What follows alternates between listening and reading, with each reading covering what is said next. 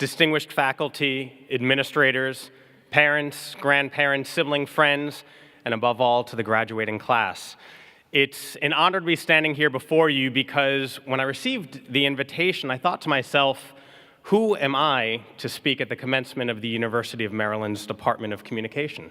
So, like the recovering journalist that I am, I did a little digging and found that previous commencement speakers included a member of Congress, 2 lieutenant governors, and a former U.S. ambassador. You've also hosted a fair number of media personalities as well. So after I realized that, I thought, perhaps I am in good company, because I'm sort of a hybrid, a journalist and elected official. And so being a mashup, I started thinking about my own journey through life and pondering my own identity and my ongoing search for my own interests, my own loves, and myself.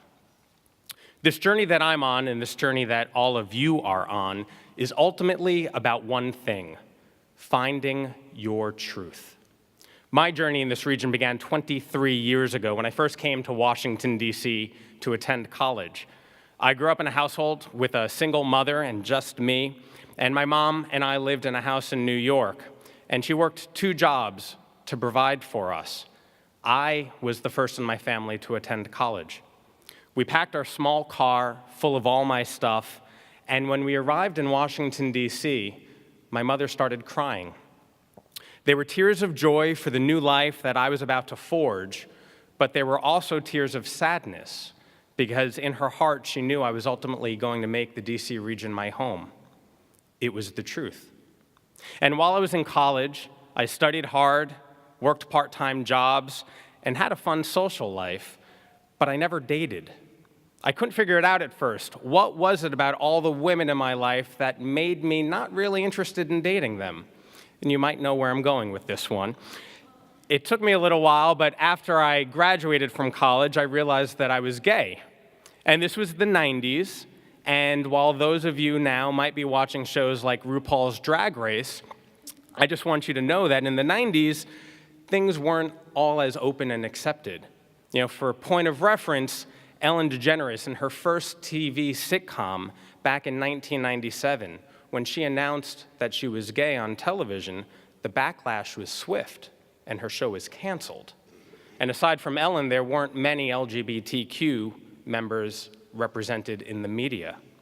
But I came out to my friends and my family because it was the truth. It was my truth.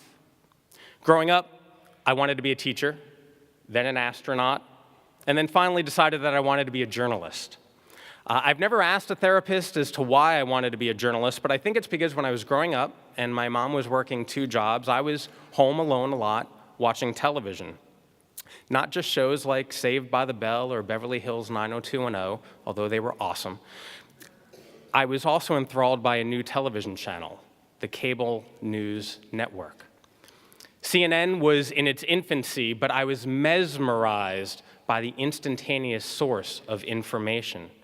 I wasn't obviously a normal kid, that's the truth. But when I came to college, I double majored studying broadcast journalism and political science. I joined the campus television station and did some reporting on local issues, learning the craft along the way. And one day there was a career fair full of hundreds of employers, and as I walked around, there it was in all its glory, a booth for CNN. I had a quick conversation with the representative, handed her my resume, and nearly forgot about the encounter. But a few months later, I received a phone call on my landline phone, inviting me to an interview for an entry-level position as a researcher. I interviewed for the job and actually didn't get it. But then a few weeks later, for some strange reason, they called me, said the job was still available, and would I like the job? And without hesitation, I said yes. That started my 12-year career at CNN, where eventually I served as a producer and off-air reporter covering Congress and presidential campaigns, traveling in the country with then-Senator Barack Obama, John McCain, and political leaders across the spectrum. I know I wasn't any Anderson Cooper, but I would roam the halls of Congress, talking to members of Congress, talking to senators and cabinet secretaries. And similar to the adrenaline rush a firefighter receives when they get that emergency call, I too would get bursts of energy when I would learn facts and relay them to our viewers and readers. That's why I wanted to become a journalist. It was the pursuit of the truth. And while I loved my time at CNN, I quickly realized that most people think that the world begins and ends on Pennsylvania Avenue, from the White House to the Capitol building. But it's not Pennsylvania Avenue where our daily quality of life is measured. It's on our local main streets, where our roads, our schools, and our businesses are. I learned that lesson when I wanted to fix a sidewalk in my neighborhood. And while I knew how Congress worked and how the federal government worked, I didn't know who to talk to in my county about making pedestrian safety an important issue in my neighborhood.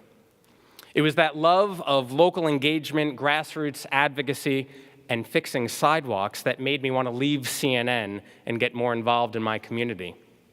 And now, I'm an at-large member of the Montgomery County Council, which means that I represent all 1.1 million residents covering 500 square miles, helping to improve our roads, our schools, and our businesses through the thoughtful stewardship of our $5.6 billion budget.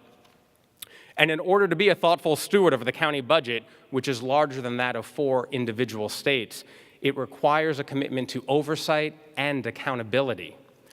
Being a journalist prepared me to ask those tough questions about costs and contracts and performance, about why things are done a certain way. And despite asking those questions, today, finding the truth is getting harder and harder. When we have politicians at the highest level making up facts without background or evidence, we have to acknowledge that we have a problem. When politicians at the highest level cover up lies that are easily provable, we have to acknowledge that we have a problem. And when politicians at the highest level denigrate journalists for doing their jobs, asking questions on behalf of the people, we have to acknowledge that we have a problem. This is where you all come in. As communicators, it's your job to share information that is honest and accurate. Whether you go into journalism, public relations, advertising, or politics, it's your responsibility to find the truth. Finding my truth has helped me make the leap from being a journalist to an elected official. And finding my truth has led me to be the first LGBTQ member of the Montgomery County Council. Now, the truth can sometimes be scary to uncover, and even scarier to accept. The truth is not always simple, and the truth cannot always be conveyed in hashtags or tweets, but the truth must be told. We, as neighbors, friends, family, and citizens, deserve it.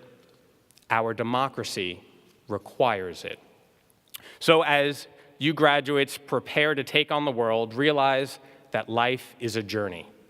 You may change interests, you may change careers, but as long as you open every door in the pursuit of your passion, your truth, walking forward one step in front of the other, you will be well served. And while on that path, continue searching for the truth that is in you, and the truth that is all around you. Thank you very much, and congratulations.